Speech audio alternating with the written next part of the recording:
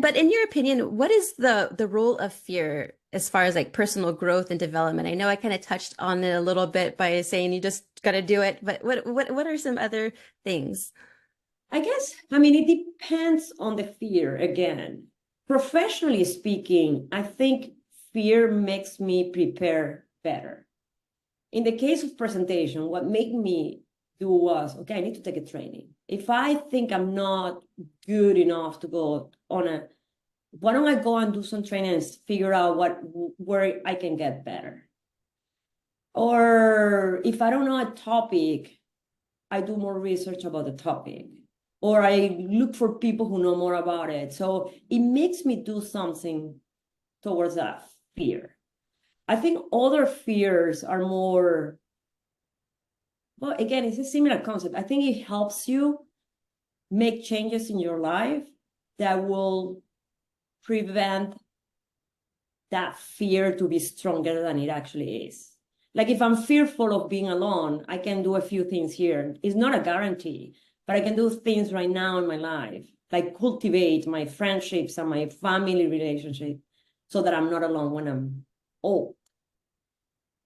It's not gonna guarantee anything, but it helps. So I think that's what it does. It actually is telling you something that you should be doing to get to wherever you want to be. That makes sense. Yes, and just building that awareness, like, hey, why do I have this fear? What's going on within me? And then just find out, like, okay, well, what do I need to do in order for me to overcome that fear? Now, one of my other fears what I used to have is making sure everything is done so I don't become overwhelmed. But I think by doing that, I get overwhelmed regardless of It's doing so, tasks.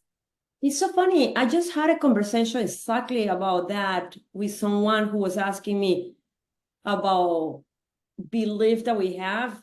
And I said, well, one of my fears is not to be able to accomplish everything that I want during the week. And now that you're saying, Yeah, it's common. And we're talking about also like life balance. And so can you share a time when you felt life was out of balance and how did you recognize it and what steps did you take to address it? so I think I'm blessed, and I didn't realize that until recently. I think I'm blessed by an ability to balance my circles in a really good way. So my body really speaks up when I'm getting out of balance. So I have always been able to have a really balanced life. Like I need friends, I need family, I need exercise, I need work. I can't be one thing.